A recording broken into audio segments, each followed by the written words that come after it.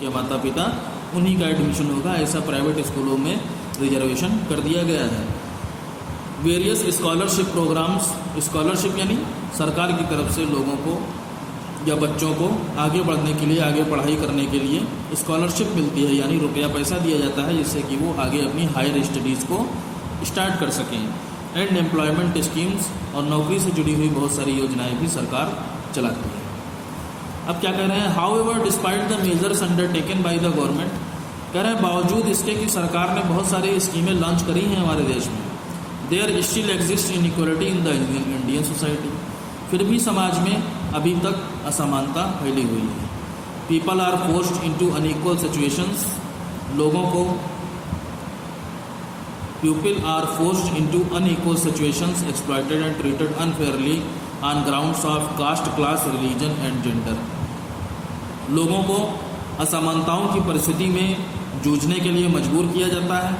Exploited उनका शोषण किया जाता है यानी उनको परेशान किया जाता है, एंड ट्रीटेड अनफेयरली और उनके साथ बुरा बर्ताव किया जाता है, ऑन ग्राउंड्स ऑफ कास्ट, जाति के आधार पर, क्लास, ऊंच नीच के आधार पर, रिलीजन, धर्म के आधार पर, एंड जेंडर, मेल फीमेल के आधार पर लोगों के साथ बुरा बर्ताव किया जाता है, उन पर अत्याचार किया जाता है और उनको असमानताओं की से जुड़ी हुई जो परिस्थितियां हैं, जो सिचुएशंस हैं, उनमें जूझने के लिए मजबूर किया जाता है। Thus, unless we change our attitude, क्या कह रहे हैं, sorry, it is because people still consider the disadvantage groups as inferior, ऐसा इसलिए है कि लोग अभी भी डिसएडवांटेज ग्रुप यानी जो लोग फ़ायदे नहीं उठा पा रहे हैं सरकार की योजनाओं का या फिर दूसरी चीज़ों का, उनको कम समझते हैं लोग, इन्फीरियर उनको छोटा समझते हैं, and continue to discriminate against them, और लगातार उनके साथ भेदभाव करते रहते हैं। जब तक कि ये फीलिंग हम अपने अंदर से नहीं हटाएंगे कि वो छोटा है या वो बड़ा है, या ऊंच नीच की जो फीलिंग हम लोग के अंदर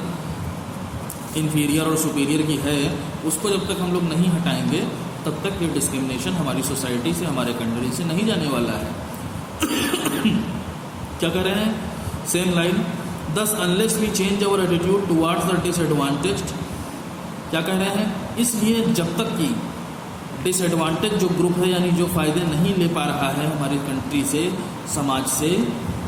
ऐसे लोगों के लिए हम अपना एटीट्यूड, हम अपना बर्ताव नहीं बदलेंगे, अपना व्यवहार नहीं बदलेंगे, इट इज़ इम्पॉसिबल, ये असंभव है, ये पॉसिबल ही नहीं हो सकता to establish equality in the society in absolute terms, कि पूरी तरीके से हम अपने समाज से भेदभाव को हटा सकें। ठीक है, जब तक कि हम समाज के ऐसे लोगों के लिए जो कि डिसएडवांटेज्ड हैं, यानी जो सरकार की योजनाओं का फ़ायदा नहीं उठा पा रहे हैं, उनके प्रति जब तक हम अपना एटीट्यूड, अपना बर्ताव, अपना व्यवहार नहीं बदलेंगे, तब तक कि हम समाज में पूरी तरीके से कभी भी समानता को इस्टेब्लिश नहीं कर पाएंगे, इक्वलिटी को इस्टेब्लिश नहीं कर पाएंगे। Next heading, equality in other societies, दूसरे समाजों में समानता के बारे में बात करेंगे। India is not the only country in the world that is suffering from inequalities within the society, क्या कह रहे हैं कि भारत अकेला ऐसा देश नहीं है जहाँ पर असमानता से लोग जूझ रहे हैं। In all democracies of the world, देश में, सॉरी, संसार में, विश्व में, वर्ल्ड में जितनी भी डेमोक्रेसीज हैं यानी ऐसे कंट्री जहाँ पर डेमोक्रेसी है, there exist some of other form of inequality, वहाँ पर किसी दूसरे तरीके की, अलग अलग तरीके की इनइक्वलिटीज, असमानताएँ फैली हुई हैं। एग्जाम्पल के तौर पर, in the United States of America the people of African origin have been subjected to unfair treatment, United States of America में साउथ अफ्रीका के लोग जो हैं उनको उनके साथ अच्छा बर्ताव नहीं किया जाता है। African Americans are descendants of the slaves who were brought from Africa to USA, America में रहने वाले जो अफ्रीकन हैं, ठीक है, अमेरिका में रहने वाले जो अफ्रीकन हैं, are descendants of the slaves, वो उन गुलामों के पूर्वज हैं। ठीक है,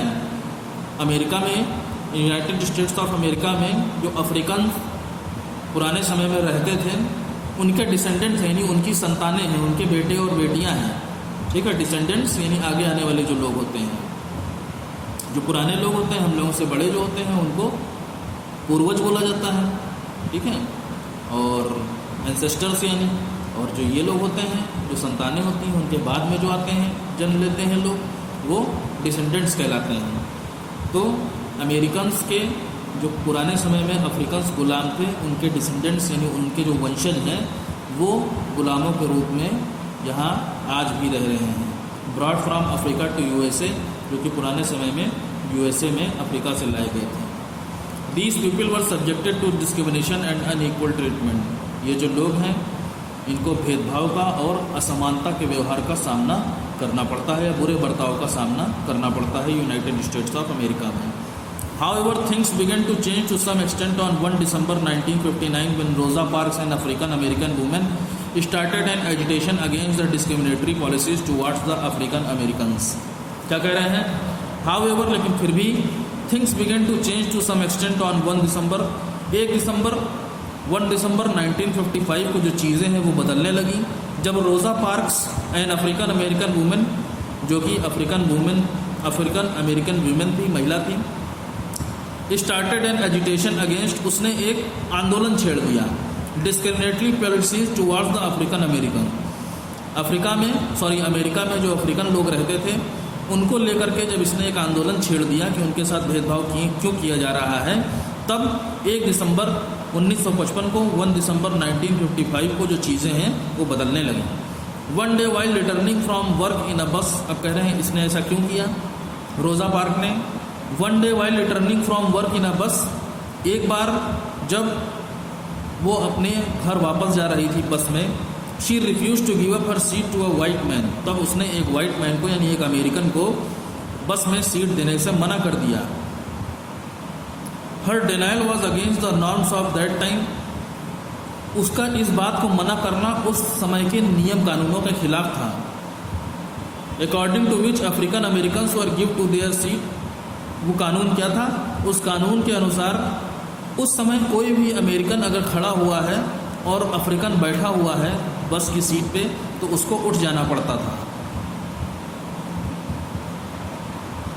ये कानून था उस समय का।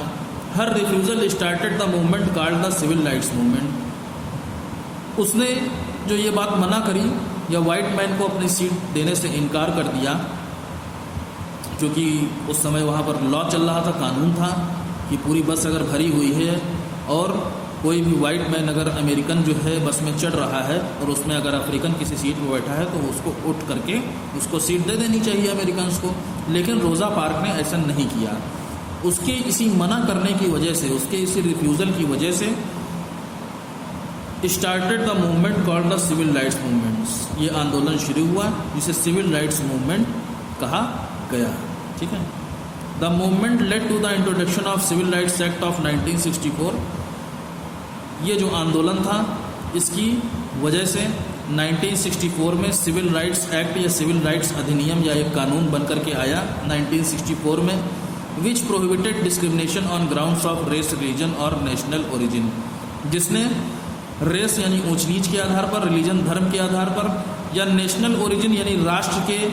आधार पर किसी भी तरीके का भेदभाव या देश के आधार पर किसी भी तरीके के भेदभाव के ऊपर रोक लगा दी। यानी किसी भी देश का व्यक्ति अब किसी भी देश में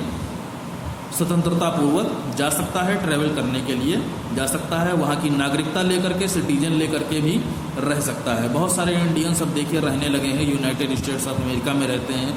बहुत सारे लोग जर्मनी में रहते हैं, बहुत सारे लोग चाइना में रहते हैं, डॉक्टर्स हो गए, आपके इंजीनियर्स हो गए। ठीक है। तो इस तरीके का जो नियम है वो यूनाइटेड स्टेट्स ऑफ अमेरिका में 1964 में स्टार्ट किया गया, इंट्रोड्यूस उससे कराया गया सिविल राइट्स एक्ट के नाम से, जिसके हिसाब से किसी भी व्यक्ति को यूनाइटेड स्टेट्स ऑफ अमेरिका में किसी भी देश के सिटीजन को जाने का अधिकार दे दिया गया और उसके साथ किसी भी तरीके का साथ भेदभाव नहीं किया जाएगा। ये भी इस कानून में लिखा गया है। ये हो गया आपका chapter. Next on next time. Thank you very much.